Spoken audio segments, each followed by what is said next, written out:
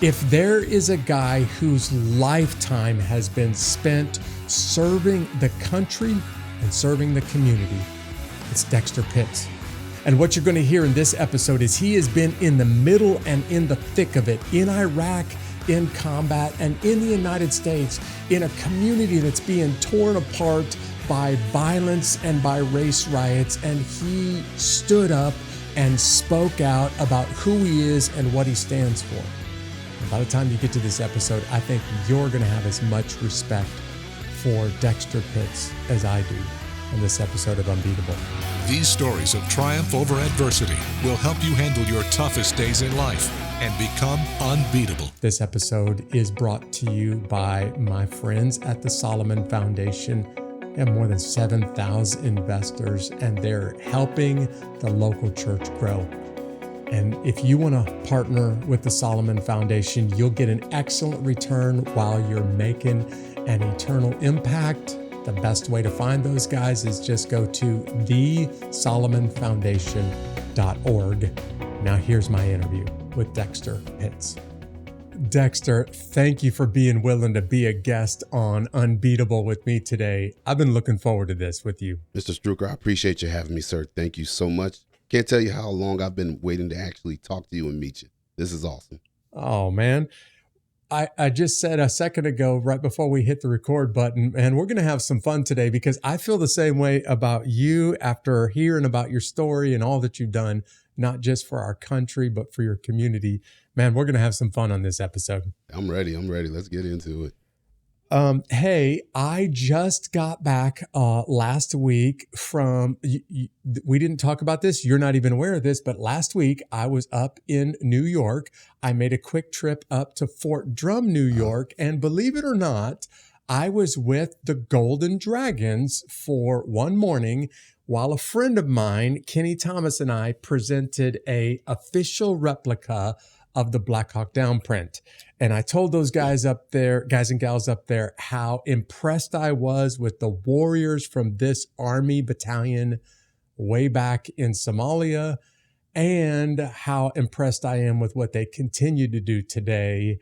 You would get a kick out of that because you used to be in the 214 battalion. You used to be a Golden Dragon yourself, right? Yes, sir. Alpha Company 214. Yeah. Very proud.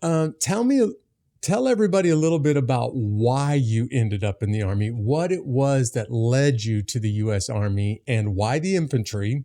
What was going on in your life that prompted you to go to an Army recruiter and say, I think I'm ready to join up? It's just like every other young kid from my generation that fought in the War on Terror. Everybody remembers 9/11.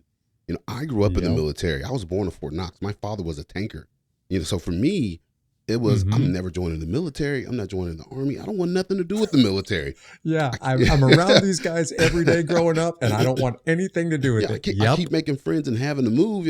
And also, my mind, I'm like, I don't know what I'm doing. But that all changed on the morning of September 11th, 2001. And I remember just sitting and watching the towers fall like, man, like we're under attack. Like, this is horrible. Like, I got to do something. And I was still in high school. I think I was in I think it was my sophomore year. And then it was almost a combination of, it's just this crazy combination. So 9/11 happened. And then right after 9/11, Black Hawk Down comes out. And I remember sitting in the movie theater looking at these guys on screen, your character. And I'm just like, man, I want to be a Ranger. I want to be in the Army. I want to go and fight. I want to be on the front line. And so I remember going talking to a recruiter, and I dared not tell my mother that, hey, I'm going to join the Army and I'm going to join the infantry and carry a gun and go fight people. Because she's been married to a career soldier, and you and I both know how that conversation is going to start. I joined the delayed entry program and did not tell her right away because I didn't have to sign anything. So did I. Yeah, I was like, I'll do that. I'll let her know when it's time. So, man, next thing you know, they give me these duty stations, and I'm like, man, I want to be a Ranger. And they was like, well, hate to tell you, buddy, you didn't score great on your ASVAB. So you're not going to be a Ranger. I was like, man, well, what?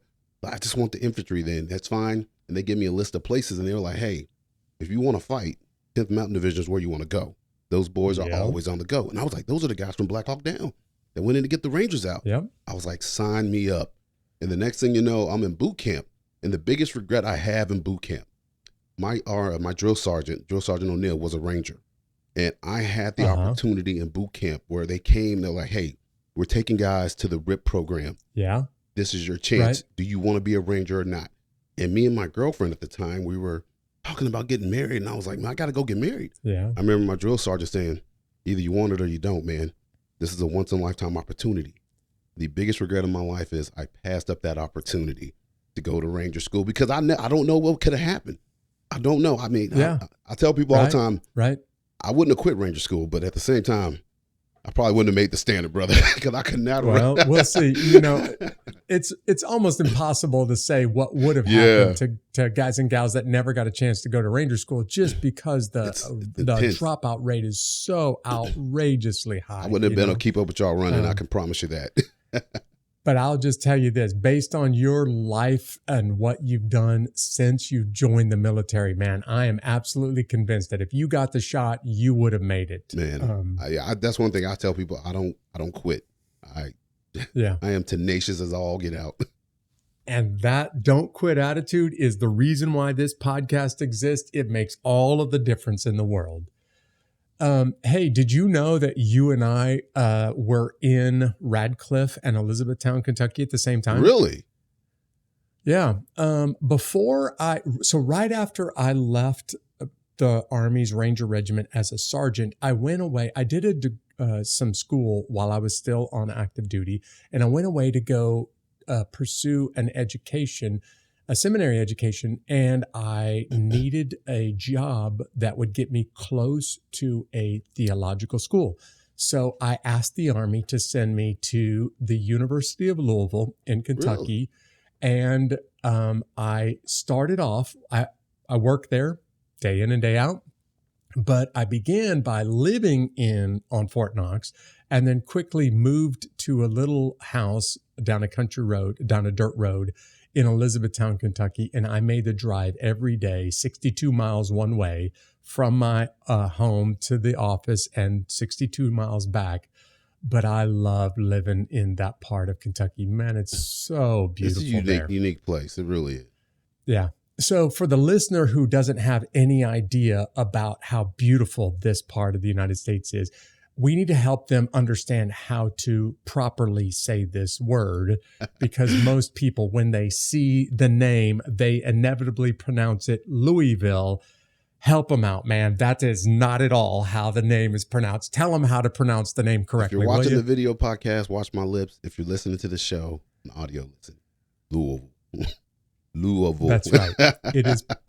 Not Louisville. We basically slur all of the consonants and just focus on the vowels there. We just call it Louisville. And anybody who's from there knows you're from there. And if you're not from there, it's pretty easy to find out you're not from there by the way you pronounce the name. Yeah, Louisville. I'm like, yeah, that ain't where I'm from. That's right. We're going to talk a little bit about your time while you were with the Metro PD there in just a few. But I want to say to you, man, thank you. I say this to every warrior, every chance I get. Thank you for being willing to sign up and to show up, especially at a time where the U.S. was virtually guaranteeing you will go to combat and you will get shot at, and you were willing to volunteer to do that instead of having to be drafted. So, man, thank you for your service. You to as our well, country. sir. And I tell people that's what makes America so special right now. We are an all-volunteer army right now. The days of Vietnam and World War II are over, where you were forced to win. Now you have guys that want to do the job. And that's why I'm so proud to be a part of that small group of people. Yeah. Yeah. And I think for some people that are listening around the world, it's hard for them to understand just how deeply the attacks in the United States on September 11, 2001 impacted the whole country. Most of the nation was shaken to their core because our country rarely ever gets attacked, once or twice in the history of our nation. So I'm glad that you described what it felt like as a junior in high school, sitting there watching this happen on TV and saying, I'm going to do something, even if that means put my life on the line. So you join the Army, you go off to the 214 Battalion, the Golden Dragons, up in the 10th Mountain Division in Fort Drum, New York. And then you go to Iraq. Let's talk about your deployment to Iraq. Tell everybody what it was like, but also let's focus in on how you ended up leaving Iraq. Yeah, so we get the warning order, and I believe it was around, I think maybe, January, February, March, April-ish, I'm guessing. And the rumors were swirling like, well, we're not going, we're going. And I remember our captain, Shaw, was like, we're not going anywhere, fellas. We haven't heard anything. The next thing you know, the next night we get that warning order, and it just kind of clicked like, oh my God, this is real. Now we're going somewhere. Yeah, it's real. Then we started going and getting our new uniforms, our desert combat uniforms, and I'm putting this stuff on.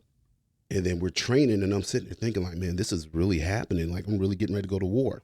And I remember being at the RDF, the Rapid Deployment Center of Fort Drum, as we're getting ready to get on the plane. As I'm going up the plane, I see a general, and he says, Dexter. I'm like, who's that knows my name? It was my buddy from high school's dad. He knows you by name? Yeah, it was General. For real? Yes, General Byron Bagby. His son went into the Marine Corps and fought. He was in the initial push. And I saw him. He's like, hey, you're going to be all right over there, man.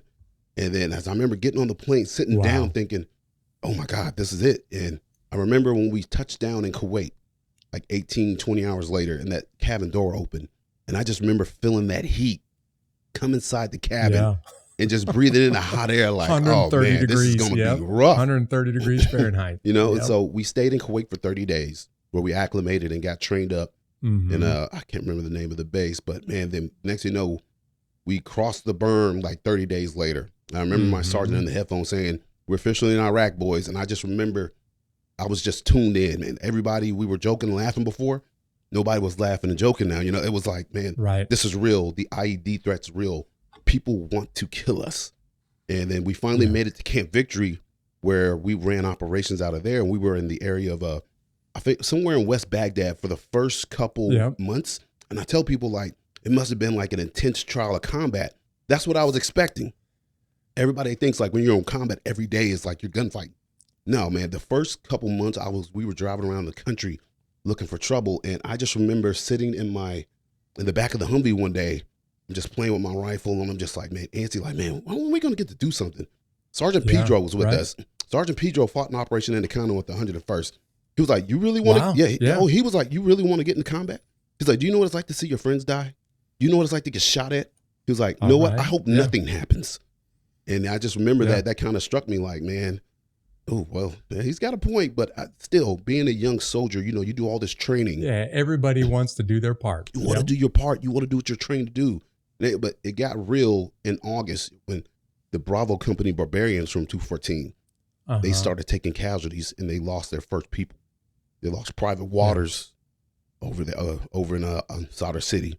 And then they just started losing more and more and more people. And it was like, man, we know it's getting close. Like, it's real. Death is around here. People are dying now. Yeah. So it's not a game no more. And I just remember them telling us, hey, well, we're getting ready to switch AOs. We're going to Abu Ghraib. And I don't know if you all remember, but Abu Ghraib was not a great place for U.S. soldiers at that time because of the Abu Ghraib prison scandal that happened where U.S. troops were abusing prisoners. So when we got to Abu Ghraib, I could feel the shift in the atmosphere. And I still remember the first time I got shot at in Abu Ghraib, sitting in the turret on the side of a road, just sitting there chilling, pulling security. And I just remember hearing that sonic zip. And man, my heart skipped multiple beats. And I just ducked down behind the turret like, oh my God, we just got shot at. And then even worse was my first encounter with an IED. And just seeing my buddy's Humvee in front of me get blown up thinking, oh my God, I just lost all my friends. But thank God they all lived. Yeah. For people that are not familiar with combat, it's hard to describe. I usually use this phrase. It's moments of stark terror and months sometimes of total monotony. So nothing is going on day after day, week after week. And then when something happens, and like you described it, the first bullet, the first IED goes off, then it becomes stark terror. Most people, the first time they get shot at, it's a bit confusing and a little bit hard to process, because that's the moment that you realize, wait, these people really are trying to kill me. I mean, these targets are shooting back at me. But I love your language, Derek. You made it very clear. Most guys who go off to combat for the first time, the only thing that they know about combat is what they've heard from other veterans or what they've seen in video games. And when you go off and start to see people killed, that's the moment where it's not a video game. That's the moment where it gets real and it gets scary. And for you, riding on a turret down a supply route in Iraq, it is deadly every second that you're on those vehicles. So let's talk about, how that ended up for you in that fight, because there's a lot of your story, man. Oh, I yeah. still want to get to. Yeah, so we the night of January 2nd of 2005, we were in Abu Ghraib doing route security, watching over this route Huskies. And I remember that night when we pulled up there, something felt off. The whole day felt off. Felt like somebody was watching me. And I just remember telling my lieutenant, man, I got a bad feeling we shouldn't be here. And the fact we had already been there 2 days before. And he's like, man, just relax, calm down. So I get out of the turret, I go use the bathroom. And as I'm using the bathroom, I feel somebody watching me and the hairs on my neck are standing up. And I'm like, LT, there's somebody here, man. Yeah. He's like, man, just hop in the, you've been in the turret all day. Get in the driver's seat, chill out, take your helmet off, relax, yo. So I'm sitting in the driver's seat. And the next thing you know, it's weird almost because I almost remember it in two parts. One part I remember waking up in the Humvee. It's almost like an outer body experience. And I just remember it's just like in the movies, you hear the ringing in the ears and everything's moving in slow motion. And then your mind starts to catch up and your senses start to catch up and process everything. And the pain started shooting through my body. And I'm like, oh my God, what's happening to me? And then I realized like, oh my God, we've been hit. And I remember my lieutenant, like, man, your door's wrecked. I'm going to get you out. He pulls me out of the Humvee through the passenger side door. My body hits the ground and I start screaming and yelling to the sky. Man, my left arm is completely shattered. I took a hit to the head. My back and hips are blown out of like socket and alignment, and pain is just there. And I remember the taste of blood and dirt in my mouth because my molars are cracked in half. And I'm just thinking, oh my God, I'm about to die. And I'm sitting here looking at the sky in Iraq, 20 years old, thinking, man, I wanted this, but I don't want to die. But thank God spared my life that day. These guys that put me in a splint, got me to the combat support hospital in Abu Ghraib, or excuse me, in Baghdad. And I was able to get flown home and flown to Germany, then flown to Walter Reed, where I spent, 6 months recovering, trying to get my arm to heal up. And that eventually ended my Army career. Yeah.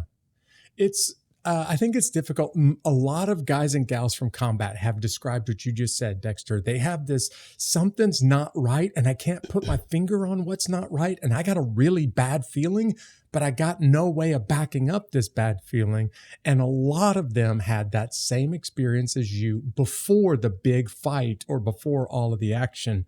It's hard to describe that to people because there's no real tangible thing that you can point to. Just something doesn't feel right. And lots of people have gone through that experience. When you got blown up, it could have easily cost you your arm or cost you your life. And that Humvee, it didn't have a lot of protection, but at least it had enough protection that you didn't take the full force of the blast. Because you were no longer on the top of the Humvee on the turret, you're in the driver's seat now so that you could take a little bit of a break. And that probably saved your life, man. Absolutely did. Yeah, so you go through a long, hard road to recovery. And by the way, Dexter, thank you for sending me your book, I Am Pitts. I just finished it last night, and I love the way you describe what that time at Walter Reed Army Medical Center was like. This is the U.S. Army's premier medical facilities, and it's got a lot of bandaged up and beat up guys and gals there. But I think you have described better than anybody I've ever heard what it was like to recover and what that physical therapy department was like there. So can you talk a little bit about that long road to getting healthy again? Yeah, man. I tell people getting hurt in the combat's one thing, but recovering is a whole nother. And it's probably harder. It's way harder. My therapist, Steve, God bless the dude, but he was the devil to me. I would see Steve coming and I knew torture and pain were coming because my left arm, as people can see, was, I got this scar. My arm left arm is stuck at a 90-degree angle. And so he was like, I'm going to get you back. I'm going to get you back, man. We're going to get you better. And he would take me out into the stores in the city in Bethesda, and he'd be like, hey, pick up that can of sodas, man. I would try to pick up my right arm. He'd be like, no. Your left arm. I would just be covered in sweat. He pushed me to my limit every day. And the worst thing was like not feeling like a soldier because I couldn't do my job. He Right. would bring me an Yeah. M4 rifle. He'd be like, disassemble it, put it back together. And I would do it over and over and over. And eventually All I got right. feeling back in my left hand and my left arm, but my arm was pretty much stuck in a 90-degree angle. But Yeah. because of Steve, I'm able to have the life that I have today. And even better, you know who Tammy Duckworth is? She's a I know the name. yeah. Yep. I used to see. I was in therapy with her all the time. She's I believe she's a senator in Illinois. I believe she Yeah. lost her legs in a Black Hawk accident. Man, I used to see. Right. I was so encouraged and motivated by the men and women around me that were so focused, that lost their limbs for this country, and they were still focused on trying to get back to the battlefield. How amazing is that? She was the one who quoted and wrote a book titled "Every Day is a Gift," and it was a reminder after losing her legs over there that, look, the fact that I'm still alive today is a gift, and I'm not going to take this gift for granted. As you know, I've been to Walter Reed. I've seen what that place looked like, and Steve, if it wasn't for him being tough enough on you to make you pick that can up with your left arm instead of using your right arm, maybe you don't have the quality of life. Maybe you don't go on to do the things that you did later on, but everybody needs a guy like Steve in your life when life just got difficult and you would like to take the easy path and just, not have to deal with the pain of getting healthy again. So big shout out to Steve. There's a couple of parts of your story, man, that I am really, really impressed with. And what I'm also impressed with is how you handled this as a man, as a husband, as a son. So can you describe for just a little bit what's going on with your family as you get wounded, sent back to the United States and go through this whole recovery process? The biggest thing I tell people for me is I had lost my identity as a soldier. For years, I've been training to be this infantry guy, this combat killer, just wanting to kill people. And all of a sudden, you can't even wipe your own butt. You can't change yourself. And you start to look at yourself different. And I remember looking at my wife at the time thinking, she's not going to want me and be with me. Like, I can't even take care of myself. And that's the start of the mental games in your head. And man, and for me, my mom knew something was wrong. Like, she called me on the phone and I'd be like, no, what do you want? And she'd be like, Dexter, I did not raise you that way. You don't ever talk to me. That's right. All right, mama. That's right. So Mama Bear comes out, and then she comes in hard, then she comes in soft, like, baby, you've been through so much.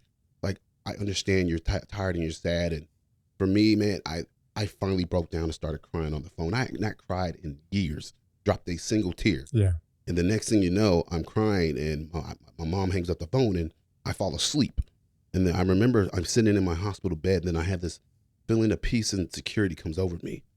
And I look up and it's my mom. She's in the hospital bed with me. She got a late night flight and flew to Walter Reed to be with me and comfort me. And that was the best I had felt in so long. And that there gave me the push and the drive to get up the next day and just kind of, start facing my demons at that point in time. And having and I tell people, man, I'm a Christian man. My mother was a Christian woman. Having a praying mother in this world is probably the most vital thing I've ever had in my life. Man. Absolutely. 100% agree with you, man. And I, the fact that you honored your mother in this book and the way that you talked about how much of a difference she made, let's be honest, you could easily withdraw inside, get angry at the world, get angry at everybody around you after this injury. And your mama helped draw you back out and helped you, integrate back into society. And I would say, man, based on what you do next, your mama did a really, really good job with it. So tell everybody what happens after you leave the military. You're banged up and you don't have to go do this, but what do you go do next? I start looking around. I'm like, what am I going to do with my life now? I'm not a soldier. I'm like, I'm going to be an occupational therapist. I went and sat in with the occupational therapy session. It was horrible. I thought, I'm going to do business. This is boring. And I'm like, where do you go? You can't go from combat to a cubicle. And I'm sitting on the couch one day and I see a commercial for the Louisville Metro Police Department. I'm like, man, it looks kind of interesting, kind of fun. And then I remember calling them up and I went on a ride along. And I just remember sitting at the roll call table with the cops. It was just like the military, man. These guys, they got the shiny gear on and everything's dressed. And I was like, hey, these are my people. This is what I'm going to do. I hear you. And I remember telling my mom, I think I'm going to be a police officer. She was like, oh, no, you're not. Oh, no. She's like, you've already been blown up and shot at. No need to keep doing that, right? She always used to say, what are you going to do if somebody get a hold of that left arm? And so I told her, like, well, I'm looking to become a federal agent. So, I decided looking into like the DEA, FBI, U.S. Marshals. And but, I get divorced at that time and I meet another girl that's local and we end up getting married. And I told her she didn't want to leave. I was like, well, I just become a local cop. The next thing you know, I signed up for the Louisville Metro Police Department. I submit my application. I go through the process. And as I'm taking my physical, they're like, hey, you got to interlock your hands behind your head for these sit-ups or you're not going to pass. And they're like, well. And you're like, that's a problem for a guy who can't move his arm from 90 degrees. Yeah, and they told me, they were like, well, we'll let you do the test, but we're not sure you're going to be able to make it. So I do the test and pass everything. And then I get word a couple days later that, hey, the board of that certifies you, they're going to let you go through the process, man. Wow. It was only God. And I'll tell you, from the moment I got into the academy to the moment I hit the streets, I knew that my purpose in life was being a police officer. Yeah, not a lot of people can just get up tomorrow morning and know what their purpose in life is, let alone go after it. But Dexter, man, I'm so proud of you for not sitting around on the couch, wallowing in self-pity, complaining about the injuries and feeling like less of a man. You decided, I'm going to do something with the rest of my life. And I have the greatest respect, having worked there for years for the LMPD, the Louisville Metro Police Department. Man, you do that. You do it really well, but you take service to the next level by going to the Arizona border. So let's talk about what life was like for you on the border during years of this immigrant crisis that our country's been through. Yeah, so I was with the Louisville Metro Police Department from 2009 until October of 2018. I didn't hate being a cop. I loved it, but me joining was originally I wanted to be a federal agent. And so I was on the U.S. Marshals Task Force for 2 years when I was a cop. And I was like, man, I really want to keep doing police work, but on a federal level. And I saw the Border Patrol as the closest thing to being a cop on the federal level. So I signed up. I think I failed the test originally in like 2016 for the Border Patrol, didn't make it. Took it again, didn't make it. And then President Trump gets in office and says, hey, if you're military and you're current law enforcement, you don't have to take this stupid test. Right. I was like, God, this is a sign from heaven. I'm going to be a federal agent. Yep. And so I get hired by the Border Patrol in October 2018, and I get to the Border Patrol Academy.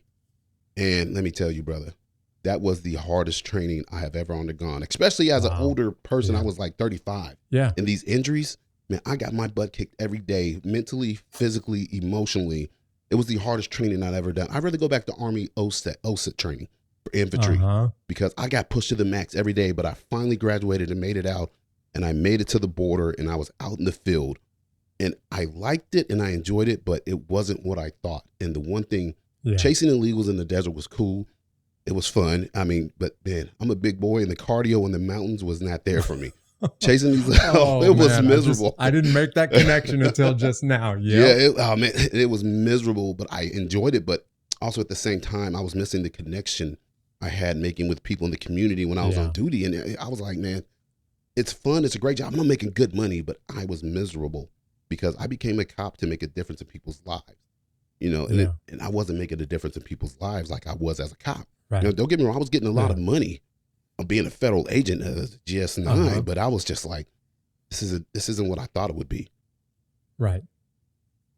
Yeah, so you stick around and do that for just a little while, and then you return back to Louisville, right? What happens next? So at the time I decided I was going back to Louisville, I'm sure everybody in the country knows in 2020 what happened. 2 major incidents. It was a perfect storm of, you had the George Floyd incident, and then you had the Breonna Taylor incident, and then you had COVID at the same time. So you have these 3 variables going on, and the country's unstable, and people hate police. And I decided at that point in time when I was in Arizona watching Louisville get torn apart by rioters and protesters, because I was on the riot team, and I was like, no, not without me. And I made the decision. I called. I was like, I want back in. I want in now. When at a time in policing, especially in Louisville, when everybody was trying to get out, nobody wanted to deal with the riots. I was like, no, I'm going back. Put me on the front line. Let me go do my job. And I swore back into the Louisville Metro Police Department on June 15th, 2020. In the middle of the riots. And let me tell you, brother. Wow. That time frame, man, I was probably more afraid in the streets of Louisville than I was in Iraq. Because in Iraq, Yeah. I got bombs, you got helicopters, you got machine guns. You kind of know who the enemy is, but when you're a cop in the street of America, right. the American people are not your enemy. But there are people there who want to hurt you and kill you. Yeah. We got shot at. I mean, I had my life threatened, my family's life threatened. People followed us to our homes and houses. I tell people I would leave after the riots. I would get in my car and drive on the interstate with my lights blacked out to make sure nobody was following me. And then I would park maybe a quarter mile away from my house and walk to where I lived in case there was somebody still following me. It was an intense time, man. Dexter, you served the military with distinction. You served in Louisville Metro Police with distinction. You served on the border as a federal law enforcement officer with distinction. Then you go back to Louisville. And what I want to do with the rest of this episode is I want you to try to walk us through what it was like as an African American in the middle of this powder keg of racial conflict in the United States. And the epicenter of it for a period of time was Louisville. Everybody in America was watching what was happening in Louisville. And you're uniquely positioned to describe this. But I also want to tell people, man, when I read your book, you do such a good job of being very open about how people treated you just because of the color of your skin. And I mean, in all walks of life, before the military, in the military, out of the military, even as a police officer on the street. So, man, let's just camp here for a few minutes. Would you describe what this was like getting back into Louisville at a time where the entire nation was at this volatile point because of what happened with Breonna Taylor? So I remember driving into Louisville from Arizona. I got off 64, went downtown, and it was like a war zone where you knew you were going to get in. Hey, I'm going to stop you for just a second, man, because it just occurred to me, there's some people listening from around the world. They don't recognize the name Breonna Taylor. They don't know what's happening in Louisville. Can you give them like the 30-second version of why Breonna Taylor's death caused such widespread outrage all over America? Yeah, so people don't know, Breonna Taylor is a black female here in Louisville. Her and her boyfriend, I believe is Kenneth Walker. I always get the names mixed up. Kenneth Walker. The LMPD Narcotics Division was doing an investigation into drug dealing at their house, and they had set up these warrants to go take down these drug houses at different locations in Louisville. So officers get there, knock on the door, and they yell police, but there's a shot that's fired from inside the residence, and an officer, my friend John Madeline, gets shot. And once that shot's fired, officers start firing into the apartment, and Breonna Taylor is shot and killed by Louisville Metro police officers. And so officers retreat out, and the next thing you know, people are like, man, they had the wrong house. The rumor started, oh, she was shot and killed in her bed for no reason, but that was all false. So you got this happening on the back of George Floyd. And so the nation is in a frenzy. And then all of a sudden, police become public enemy number one because of these two incidences. And because the media is just taking these falsehoods and spinning them up as truths. Yeah. And not even the false, like just half truths, and just letting them run rampant, man. So Louisville was literally a war zone, because I remember getting off the interstate when I came back into Louisville, and there was not a soul downtown. Boarded up buildings, graffiti, and I was just like, man, it was so eerie. And I remember my first day on the riots, on the lines, and this giant black protester came up to me, and he's looking at me like, you're a traitor. How dare you wear that uniform before me? Like, who do you think you are? And I remember him telling me, he was like, if you really with us, black man, take a knee. Take a knee with us, bow. And I'm like, I don't take a knee before anybody. But I told him I'll pray with you. And I prayed with him right there. And so that kind of made the news, but that was just one incident. I mean, it was never ending. Uncle Tom, sell out. You coon, you coon. And I was just like, man, but I had been through so much at that point in time in my life. Those words didn't penetrate me because I knew who I was and I knew what I was standing for. Yeah. And at this point in time in America with social media, people are wanting you to choose a side. Oh, yeah. It's like, are you a Republican? Are you a cop? Are you black or conservative? Are you with us or against us? And I'm just like, man, I'm here for what's right. I'm here for what's wrong. And I'm here so that you all can protest, because protesting is not illegal in America. That is your First Amendment right. But what you don't have the right to do is sit here and threaten my family and my friends and tell us you're going to kill us. Yeah. You know, we've had people telling officers they're going to rape their daughters and murder their families. And then as a black officer, you're caught in the middle. And then it happened on the PD where we had an incident with officers, black officers and white officers. Kind of this divide started to show on the police department. Yeah. Yeah. And I mean, this divide happened everywhere. It happened in my church. There were people I went to church with, Wow. Mr. Struker, that came up to me and said some horrible things to me, pointed me out on videos, told people where I lived, people I used to pray Wow. with and work with, all because, not the color of my skin, because of the uniform I wore and what I represented. Yeah. So for most of America's history, the average person had the greatest respect for a police officer. Right after George Floyd and Breonna Taylor, there was a huge shift in public opinion. And all of a sudden, many people didn't want the police, didn't like the police. That's when cities started talking about defunding the police. We don't need police anymore, which I think was absolutely insane. Crazy. But I want the listener to hear what you just said. This for you is not something that's happening outside in, this is people that you know and the police officers that you're friends with that are involved in this thing, and a city like you that, or like me, that you love, and you're watching all of this happen. But in your case, because you're African American and you're a police officer, you're pulled in two directions. You have people that hate the police and don't want to see you serving on the police force. You have people that are just blatantly prejudiced because of the color of your skin. And I want the listener to hear how impossible this situation becomes for you.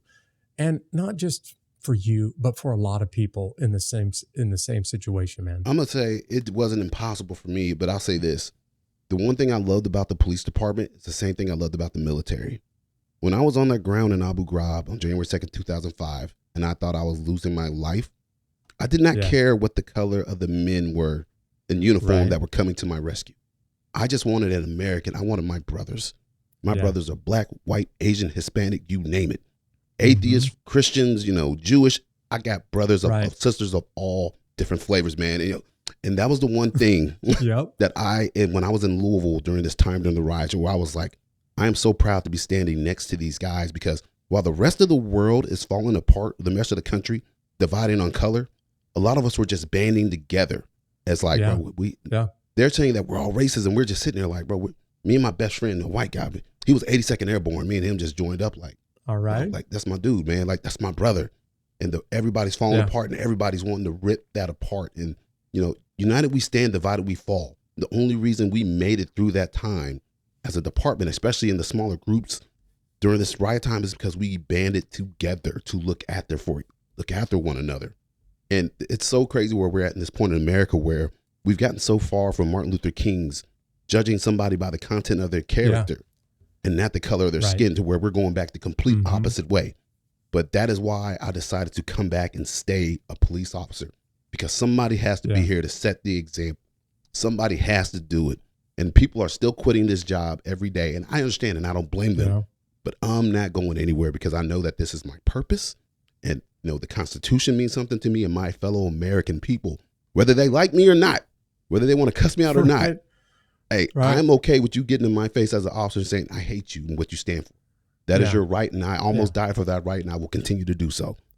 For the gunslingers, the gunfighters, as your shirt says, for the guys and gals in uniform in the military or in law enforcement, there's always been people out there that are going to hate you for who you are and what you stand for. And there's nothing you can do to change their opinion. But you've already mentioned, man, for you, this isn't a one-time event.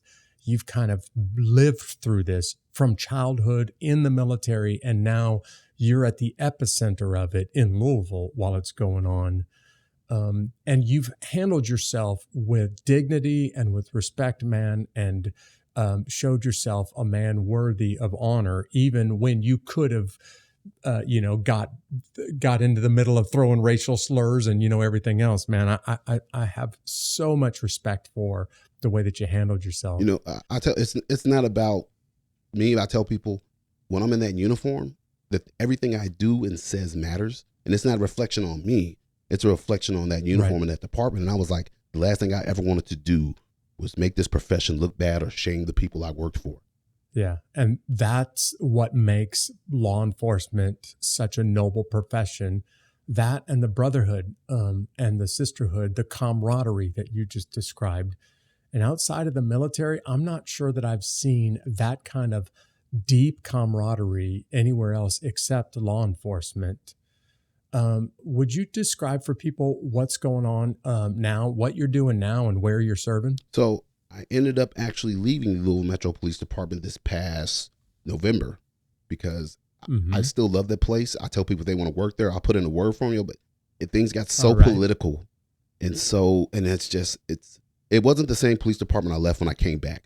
So I'm now with a smaller police department, still within Louisville, but I'm with some older officers that I used to work with and great guys and girls. And man, I am still serving, brother. I am all in it. I wear my uniform. I go to work proudly. And I tell people the best part now is I make more money and have less stress where I'm at. It's not as busy. Yeah. What more could you ask for? I got the winning more combo. Money, same job, more money, less stress. Who wouldn't take that job offer? Who wouldn't take that offer there? Yeah. So, I do that. And when I'm not doing that, I'm working extra. We're big Dave Ramsey people. So I'm trying to pay off some debts. I'm doing that and taking care of my family. I got a 7-year-old son and a 9-year-old daughter, a beautiful wife. Yeah. And I tell people for years, I put my family on the back burner. But now that I'm out of LMPD and I have I'm in a better position. I'm able to focus on my family a lot more. And I'm working on I do my podcast, the Iron Pitts podcast. And actually, I'm going to tell you, I just got the inspiration for my next book. It just hit me and it is in its infancy. What? So I said I was only going to write one book because that one took me 7. And I had to peel back some emotional scars and scabs. And it was raw. Yeah. But man, this next one, I was like, it's not going to take me 7 years, but I got the idea that's in my head and I've already started putting pen to paper. All right. Yeah. Well, so just to go back to what you're doing right now, man, I want to, like I said earlier, thanks for serving the country. Thank you for serving your community. I really am impressed by the way that you continue to serve. You could be sitting on the couch right now feeling sorry for yourself with your arm all beat up, but you didn't let that hold you back. I mean, you really are unbeatable, Derek. But the book that you wrote, and I'm just going to tell the listeners, man, go out and get this book. Pick up a copy of it because he just described it well, man. You are raw. You're honest. You don't hide your emotions, and you also don't hide your feelings. You don't try to look like like you're perfect or that you've got it all figured out right there. So tell people what prompted you to start to write a book, because you just said it was a 7-year process and a lot of hard work.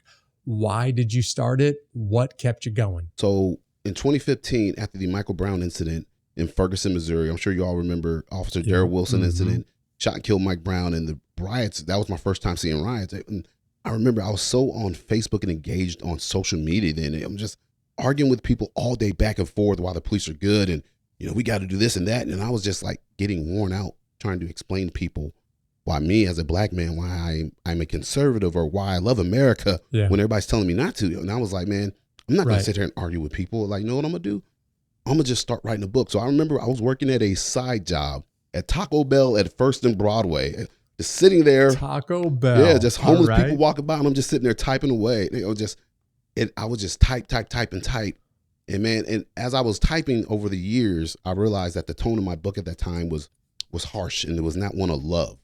I was putting targets on people and I was typing out of anger. And I was like, if I do that, I'm not gonna make a change in this world that's positive. I'm just gonna be spreading more hate.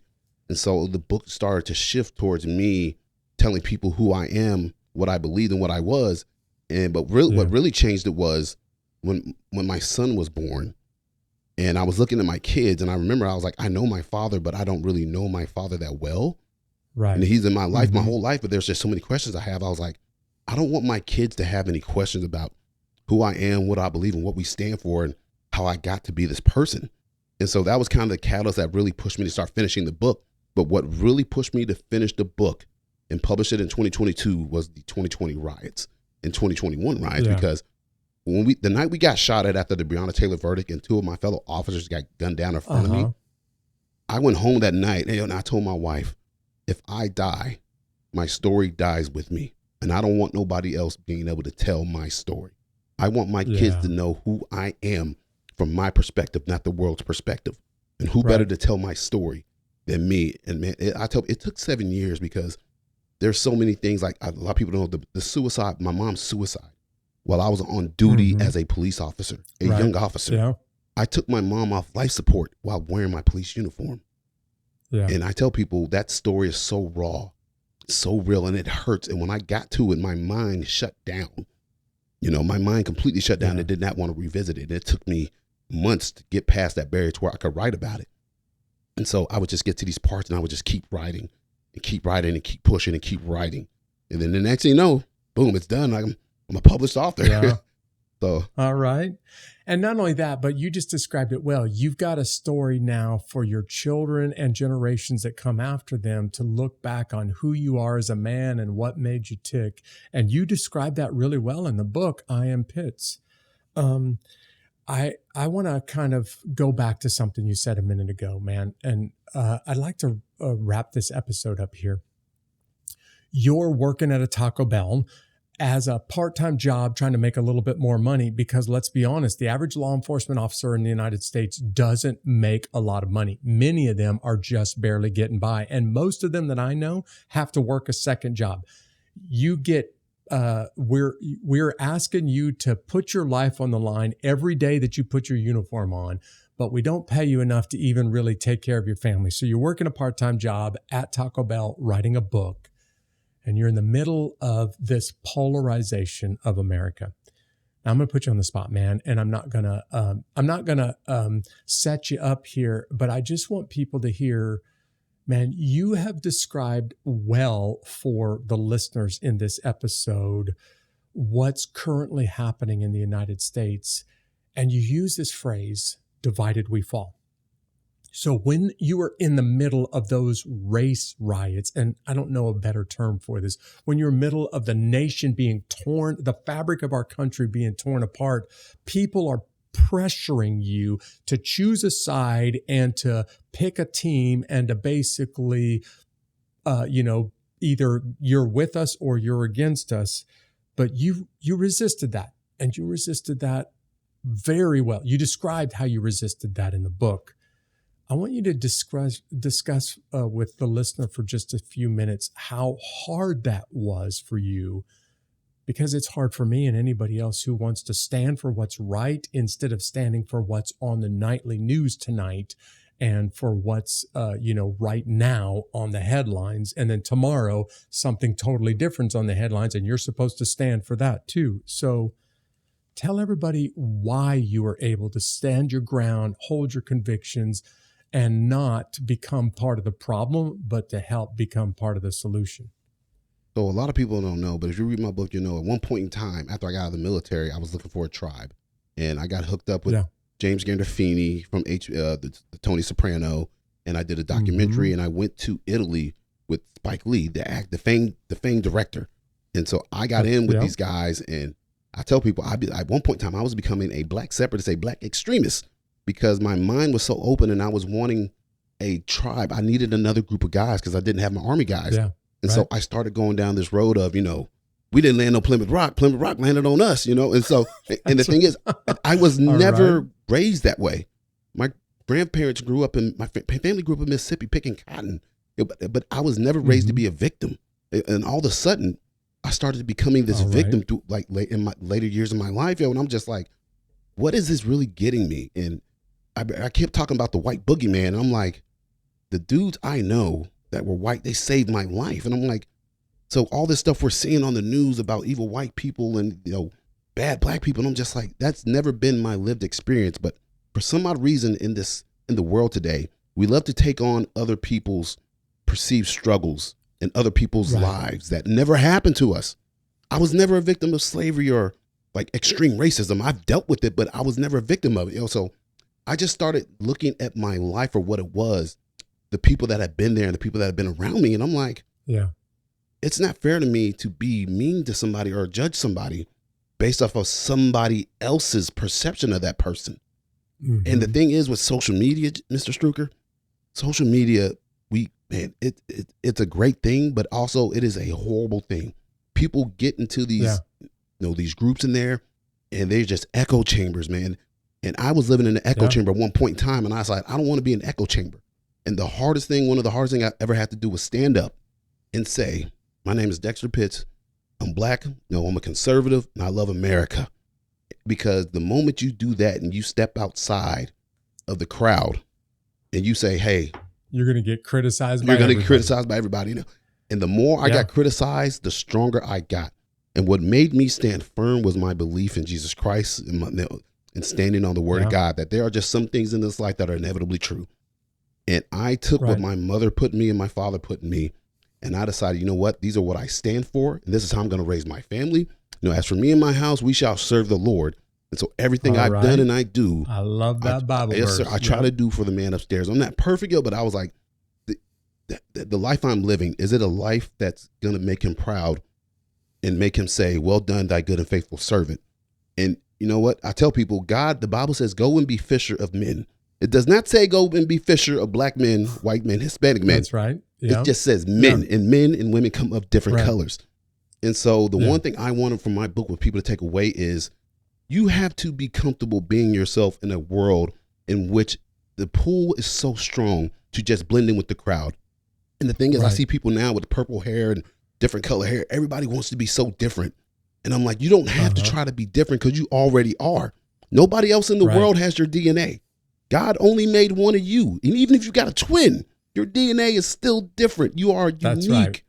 And man, go on. And so for me, it was the fact that I wanted to set an example for people around me that knew me, that even if people don't agree with me in my politics and how I see things, I want them to be able to say, he's a good man.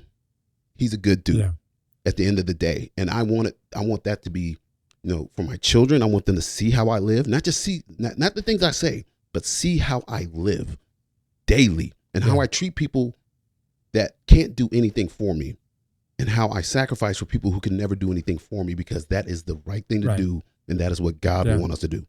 Yeah, Dexter, I ask you this question because you describe it in your book. Your life has lived this out. It's good. It's noble to be who you are and to stand your ground. But everyone in the world today, especially in the Western developed countries, is being pulled to choose sides, being pulled into a direction, and people are asking you to, define yourself by what you stand against and the people that you hate and those things. And unfortunately, what that does is just rip away at the things that unite us. And all we talk about is what divides us anymore. And man, in your book, you have every right. If anybody out there has the ability to talk about what's been done to you and how it's been done to you, you can. But you choose not to, and you talk about what makes you tick and what you stand for, and then just let other people, see who you are. And man, I just got to tell you, your book, just your life and your book is inspiring, man. And I want more people to know about you. So let's say they want to get a copy of the book, or they want to learn about the podcast, or they just want to know more about you, man. Where do they go? How do they find out more? So I'm on social media. I tell people I can't stand social media, but I understand I have to have a presence. But I'm on Instagram at I Am Pitts, the number 1, I Am Pitts 1. I have the I Am Pitts Memoirs of an American Patriot Facebook page, and also have my website, iampitts.com, where you can go and purchase a copy of the book. And I tell people I'm an accessible guy. I love people, which is why I'm a cop. I love people, even the bad ones, man. Like, I love God's people, man. That's why I'm here. I'm trying to be, I'm a shepherd of the flock, man. And so you can reach me on email. I don't care who you are, questions, got military, law enforcement, and you dealing with PTSD, brother, I deal with it. Hit me up, man, at iampitts@yahoo.com. Yeah. I love being able to reach and contact people, man. I really do. And that's one thing I also mentioned in the book is the only way America is going to learn to move forward from where we are is forgiveness. We got to stop holding on to the chains of yesterday and all the things that happened. Absolutely. Slavery and all these things, man. Yes, they were horrible, but guess what? Forgiveness is our most strongest and powerful weapon. Resentment is only going to hold us back. And all of the people that made the biggest impact in the world came to the same realization that you did, Derek, that the thing that's going to move society, make people better in the future, make people's lives better, is learning to forgive what's happened to you in the past, as horrible as it might be. For anybody who was listening and you missed all of those places, you can find them. We're going to put the links to all of those in the notes to this episode. So just check out the notes and you'll have the links to his social media and his website and all of that. But man, let me tell you again, as a warrior, as a law enforcement officer, and just as a man who tries to represent God well in your community, thank you, Dexter, for who you are and for what you stand for. And thanks for being on this episode with me. I appreciate you. So I got to tell you, you and your Ranger brothers are my heroes. I have, y'all, I can't say enough about you guys, man. Y'all led the charge for me, man. Y'all laid the groundwork. The feeling is mutual for you, man. So thank you. I appreciate you, Mr. Struker. One of the reasons why Dexter could stand in some incredibly challenging circumstances is because he knows who he is and he understands what he stands for. He is a man who understands his identity. And that's one of the things that makes Dexter unbeatable. I hope you were inspired by something that you heard from him today. And I just want to say thank you to everybody who tunes in regularly and listens to this podcast. If you came across our podcast for the first time, why don't you go ahead and subscribe on your favorite podcast platform? And if you're not already doing it, why don't you go ahead and follow us on social media? There are several thousand people that are following us out there, and some amazing people like our fan of the week this week, Jim Winters. Jim, thank you for being so faithful. Thank you for staying connected to this podcast on social media. Thank you, Jim, for being part of the Unbeatable Army. If you are just trying to figure this out for the first time, the Unbeatable Army is a list of people that get connected, and I send content to them all week long. Not just podcast episodes, but deliver content directly to them. It's totally free. If you want to become part of the Unbeatable Army, all you got to do to sign up is go over to unbeatablearmy.com. Thanks for joining me for this episode, and I'll see you right back here next week. God bless.